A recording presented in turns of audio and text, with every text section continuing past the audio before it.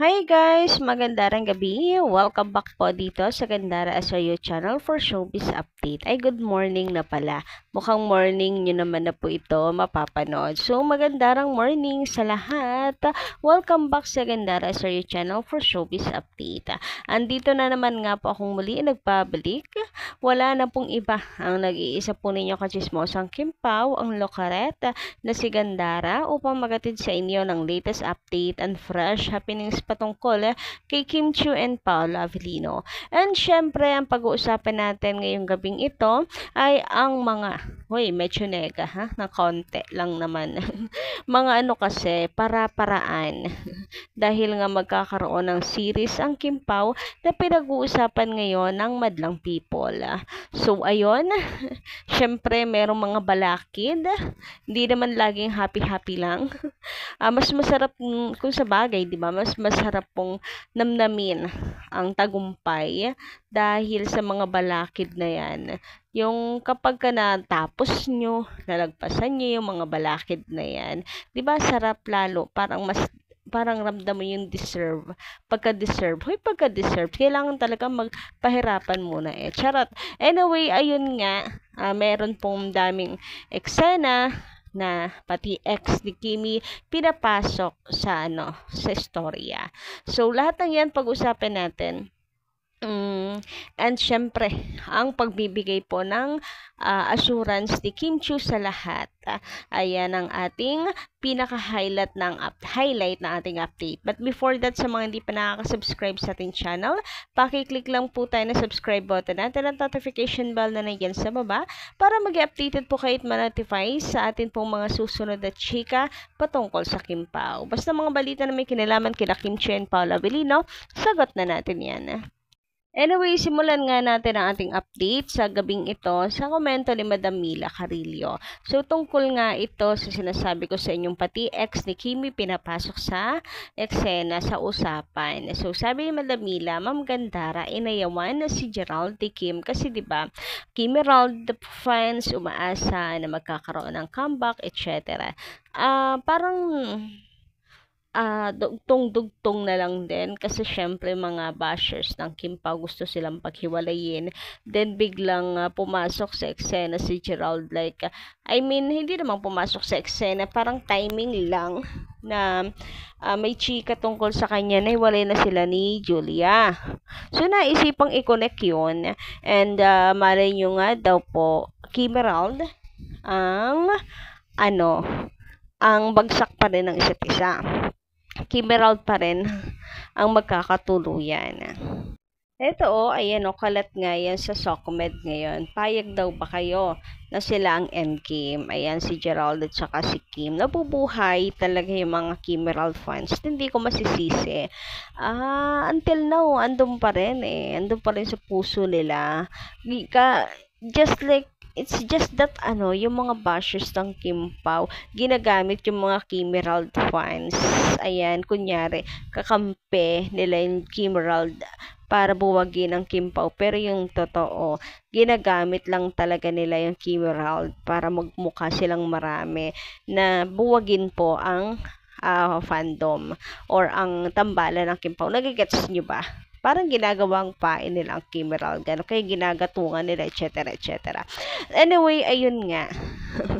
Alam niyo ba, aminin natin, talagang dahil nga yan po ang first love team and nakarelasyon ni Kim Chiu, syempre bagay.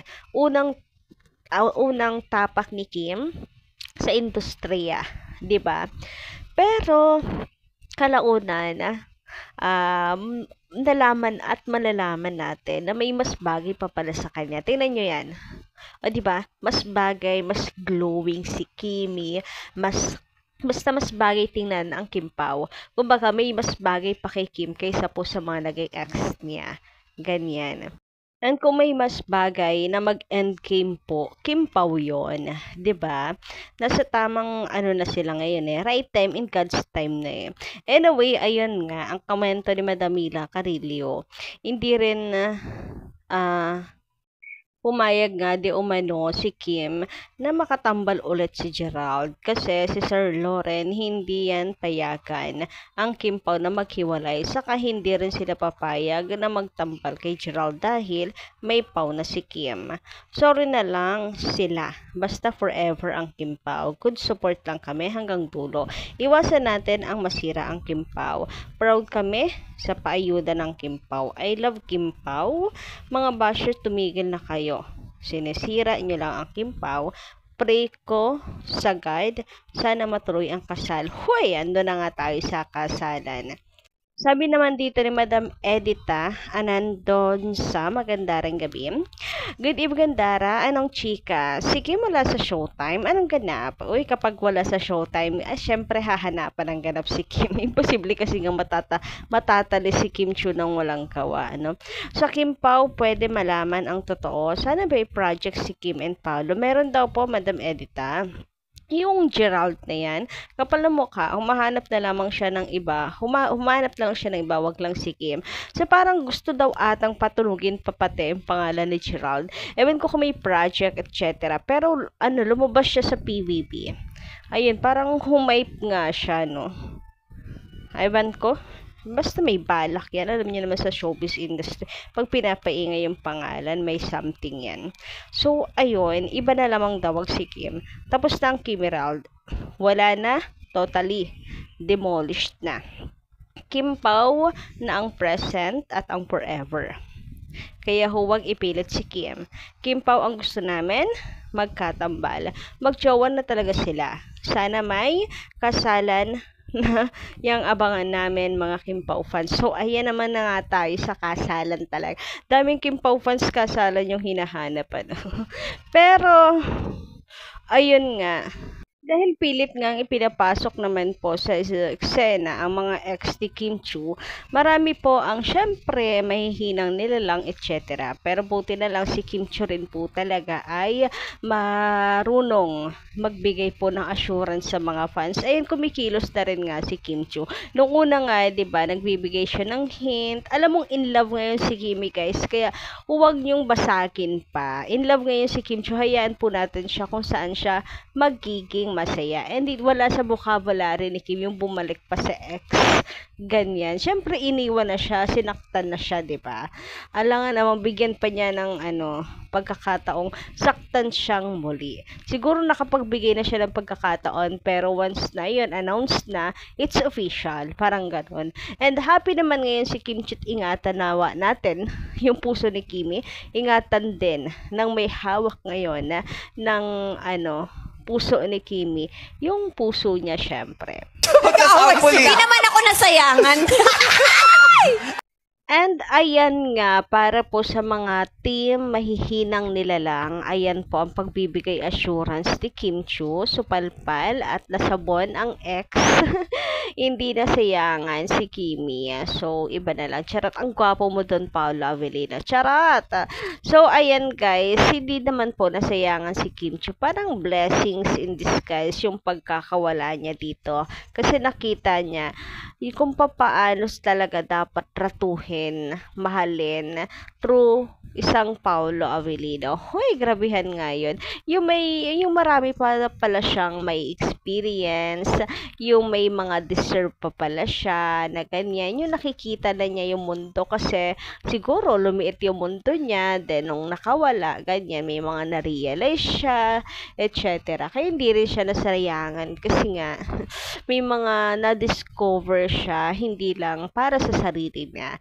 'Di ba? Yung growth, ayan, ganyan. And gayon, happy naman na nga siya with Paolo Avellino, kaya siguro niya rin nasabi yun nga, 'di ba? So, ang gwapo ni Paolo, no?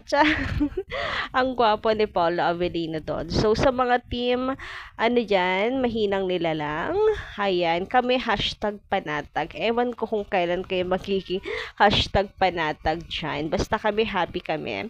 And yan po ay talagang hindi lang pananapon at pananampal ni Kim Chu sa ex niya.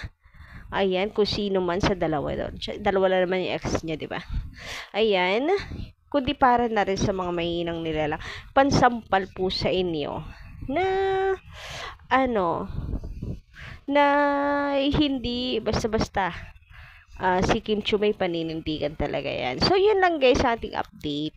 Thank you so much po sa inyong pakikinig at pakikisama sa akin ngayong gabing ito. Hanggang dito lang muna and kita-kits sa susunod kong chika. Salamat!